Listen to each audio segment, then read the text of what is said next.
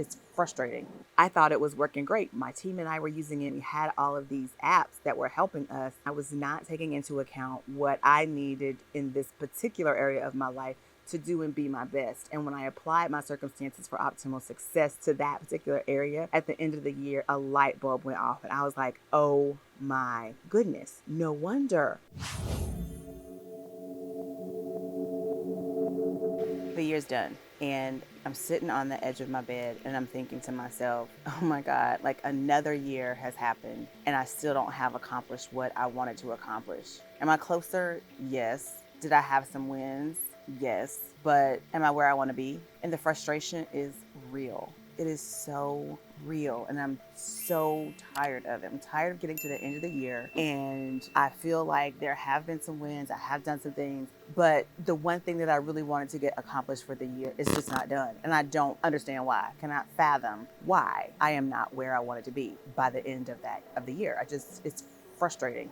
Are you feeling like that? Because here we are at the beginning of another year, and there were some things that I didn't get done. I allowed that to really bother me. I started to get really annoyed at the fact that I had worked so hard towards one particular goal and I just did not get there. And I beat myself up about it. And I thought this video might be for someone because it's so easy to do. We get ourselves hyped up at the beginning of the year, all excited about what the future holds. We're like ready to go, game on, let's get it done. And then we get to the end of the year, and that one thing that we were super excited about, like ready to hit the ground running with, didn't come to fruition. One of the things that I did at the end of last year was I took a good hard look at why that was. And I looked at the elements that I think may have been the reason for why I didn't get where I wanted to be. It's so easy to get lost in the weeds of what it is we want to do, and we're not focused on the end game. And I talk about this all the time. So obviously, if I can fall prey to it, it's common. It's not anything out of the norm, but I think this video is going to be very helpful to someone. So I wanted to share these 4 different things that I think we need to really be mindful of as we start this new year.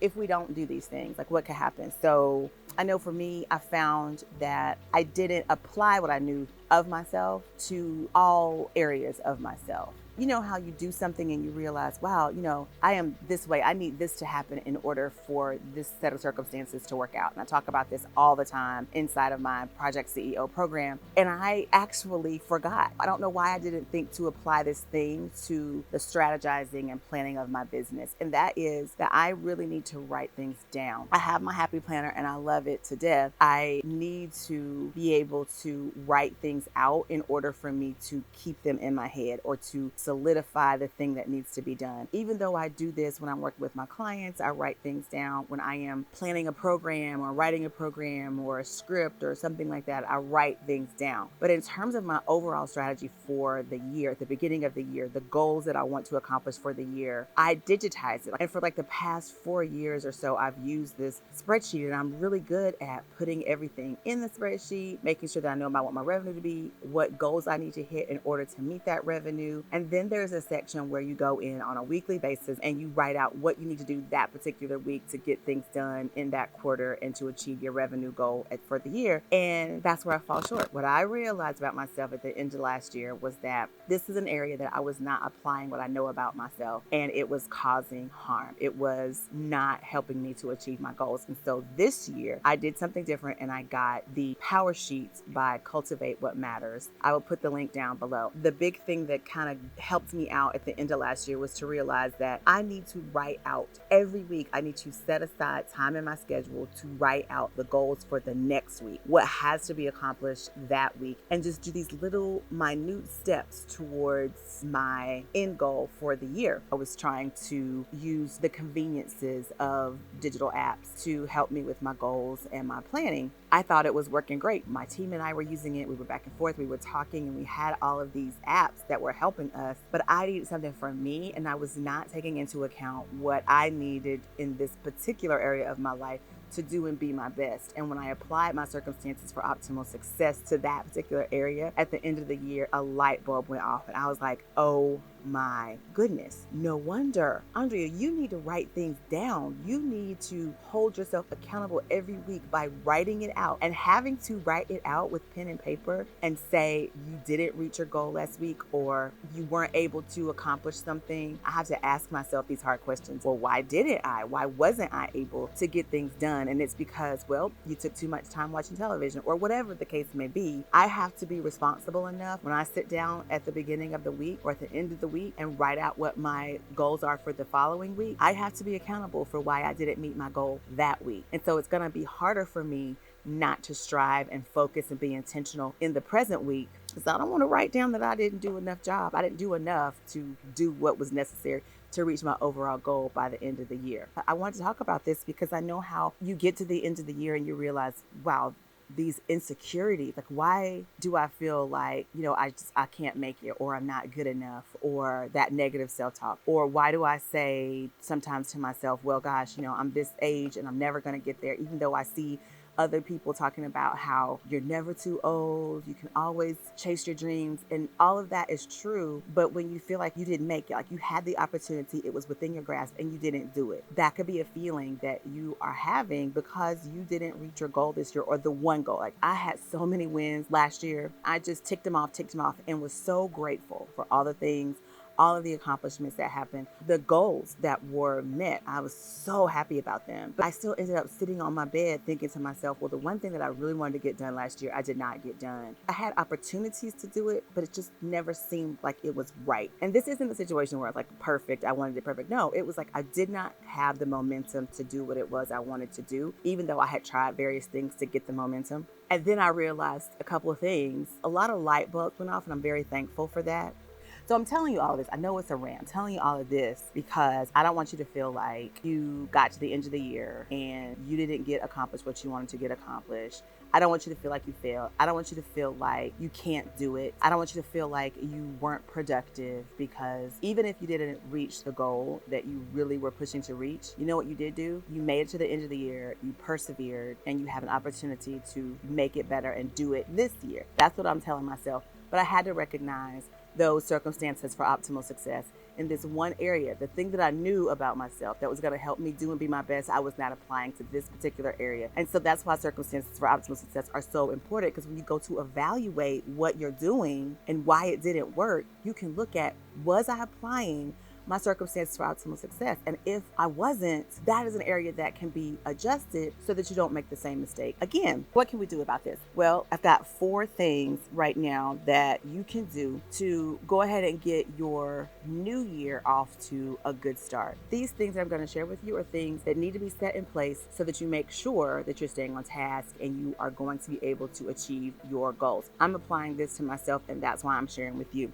The very first thing is to set boundaries using what I call your personal framework. So if you know what your strengths are, if you know where your limitations lie, but you also know what it is that you really, really want and the things that you just will not tolerate on this journey, put that on some paper and let's start walking in that and evaluating every set of circumstances through the lens of this personal framework. That is going to help you stay focused. It's going to help you teach people how to treat you. It's going to manage people's expectations. It's really going to help you to stay in your lane and bring yourself back to center when you need to if you get off track, because you're going to get off track. I know that. Like, I'm not delusional in thinking that what I'm telling you right now is going to prevent me from straying or being distracted or triggered. But at least when those things happen, I have a mechanism, I have a plan in place to get myself back centered. I want you to set boundaries using this personal framework strategy that I just shared with you. And if you're not sure about it, then there are tons of video. I will link them down below where I'm talking about the personal framework, because it's just chef's kiss, really. And when you apply it to every single situation, you will be so surprised how much better things can be. The next thing that you should do is to really adjust your mindset and establish different habits. Mindset is huge. One of the things that I have had, and I heard this talked about earlier in the week, where someone was talking about a mindset of scarcity, and how from my childhood, in my culture, we didn't have a lot of money. My mom was a single parent. There were limitations, and the conversations were always around the limitations, the things that we couldn't do, the things that we didn't have, things that we couldn't experience because we didn't have, things of that nature. So you develop a scarcity mindset, and you want to hold on to the things that you have and take care of it, and like treat it with kid gloves. And that's not a good way to do things. It's just not. And so my mindset, I decided that at the end of the year, I was going to get my finances right, better, get more savvy with them myself instead of just letting someone else handle them. And I was also going to start transitioning from a mindset of scarcity to a mindset of abundance. I have the ability to make all of my dreams happen. I can work remotely from a beach, buy the things that I want for myself. I can have a luxurious life. I can bring my husband home from his job if that's what I want to do. I just have to create the plan and then set the plan in motion. I am going to let that mindset of scarcity go and start to develop my mindset of abundance. But, I can't do that alone. That's why I created the CEO Circle, because there are a lot of us who need to shift our mindsets. And there are so many different mindsets that need to be shifted. It's not just one. There are so many areas of your life that have to be adjusted, where you have to think differently. And inside my CEO Circle, we're going to be talking about how to shift those mindsets. A lot of that is going to be with changing habits. That is not an easy task, because we have been conditioned with our habits to act on a particular cue and then have a certain routine after we've been cued, and then we seek that reward that comes after we've done that routine. So our mindset can only really shift when we change habits that are holding us hostage. Inside the CEO Circle, we're tackling 12 different mindsets, because we're talking about one each month. I'm so excited about this because I feel like it's a way for me to do this in community and get some encouragement and some motivation and some inspiration from other people. It is definitely a safe place where like-minded individuals reside and are talking and helping each other and sharing their tips and tricks on how they were able to overcome certain things. And so if that is something you're interested in, make sure that you click on the link in the description. The next thing that I really feel is going to help me achieve the things that I need to achieve is I have to maintain that momentum. Like, now that it's the first of the year and I'm really motivated to do something different to get different results, I've done the work during my break to prepare. I want to keep that momentum going, keep striving, keep up the work, so that at the end of this year, I can come back and say, oh my God, it worked. And this is what I did to make it happen. And I think that I want to find out from you if it worked from you as well. So we'll be checking in back and forth inside the CEO Circle. So if you're not in the CEO Circle, come on, join the crew. Inside the year, we have to find ways to get up every day to do this thing called life and do it with a smile on our face. So in addition to the mindset of abundance, I'm going to adopt the mindset of gratitude, which I already have a mindset of gratitude, but I want to act it out for real. Like, I want to wake up every morning without fail giving thanks for just waking up, just being able to open my eyes, start the day with that, and just being grateful for a lot of different things. In order to stay motivated, I have to evolve, just constantly learn and grow and do better. And once I read it or see it or hear it, I have to acknowledge it and adopt that mentality if it's going to be for my betterment. With that in mind, I've got a goal to read at least 12 books this year, but I'm striving for 15, aim high. The goal is to just evolve, to constantly evolve. Don't just stay stagnant. Don't become a Googleaholic either, where you try to find all of your answers on Google. Get a book, read the book, and let's really dive into being better and evolving right this year. And the last and final tip that I'm going to share with you is to establish standards for your journey. If you don't stand for something, you'll fall for anything. For me, setting standards by which I will operate myself and my business, my family, my personal life is important, because when you set standards, what you're doing is you're letting the world know where your boundaries are. Have standards with your friendships, business partners, the content you put out, the way you look, the way you speak.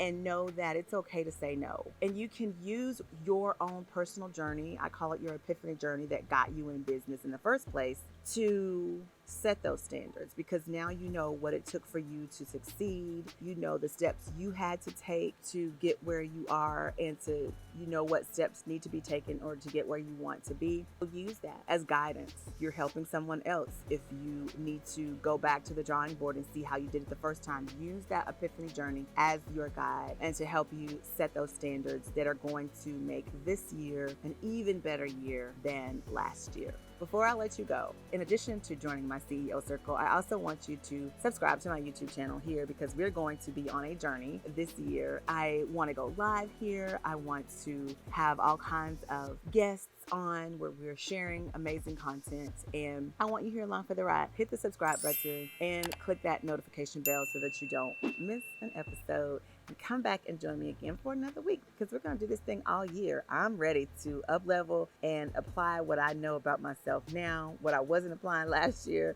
to the things that I do this year. And I want you along for the ride. So I look forward to seeing you again next week. All right, talk to you later. Bye.